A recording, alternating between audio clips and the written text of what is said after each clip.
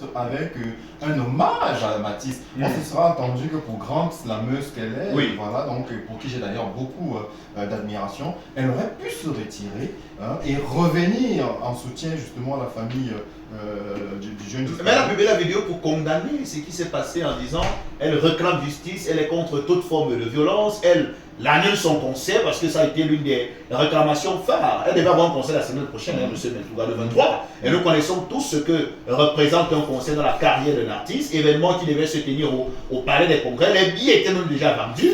On a appris que lorsqu'elle a entendu cette nouvelle, elle a arrêté la commercialisation des tickets parce qu'elle faisait des promotions dans les supermarchés. Elle s'est enterrée de la situation et beaucoup de personnes ont dit elle doit parler, elle doit parler. Maintenant, certaines personnes disent qu'elle ne devait pas parler. Finalement, est-ce que les Camerounais ne demandent pas trop à une artiste qui, jusqu'à présent, n'était impliquée dans aucun scandale et qui a porté haut le drapeau de notre pays à travers le slam?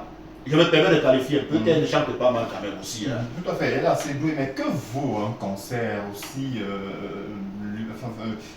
qu'il puisse produire, je ne sais pas moi, des centaines de millions, je ne sais pas quoi, mais que vaut un concert face à devant la vie humaine? Parce que ce n'est pas parce qu'elle choisit d'annuler un concert, d'ailleurs qu'elle ne l'a pas annulé, j'imagine qu'il ne s'agit là que d'un report. Tout à fait, reporté s'il est dit. Donc, ce n'est en aucun cas un sacrifice. Parce que l'annulation, il faut bien qu'on rembourse tous ceux qui ont déjà payé les tickets. Voilà, très bien. Donc, ce n'est qu'un report. Et tout à l'heure, je vous disais, s'il devait s'avérer qu'effectivement son papa avait déjà commis un acte similaire bien avant, pourquoi à ce moment-là il n'est pas sorti de son silence? Et ce n'est que lorsque l'affaire du jeune Matisse, voilà, aujourd'hui, fait les choses graves de la presse. Effectivement, à ce moment-là, elle choisit de sortir de son silence. À ce moment, effectivement, cela pourrait ressembler à une sorte de mise en scène.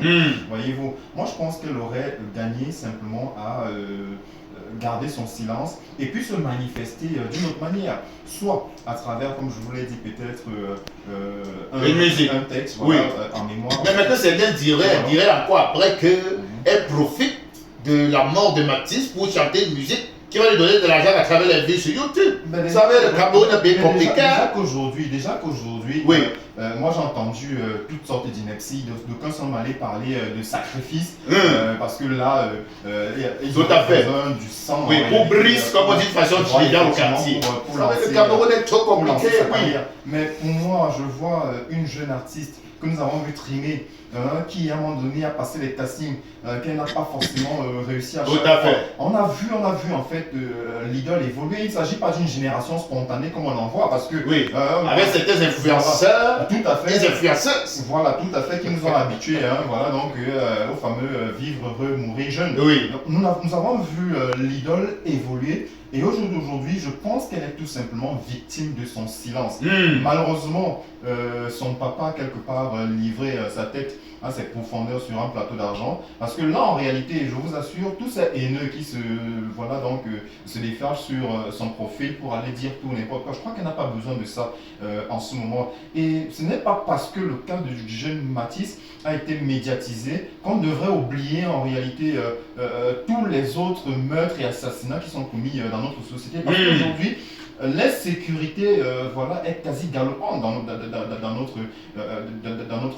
pays. Donc à un moment donné, ce n'est pas parce qu'il y a un cas comme cela. Je suis sûr qu'aujourd'hui, si nous faisons le tour des quartiers, vous trouverez que des cas comme cela, il y en a.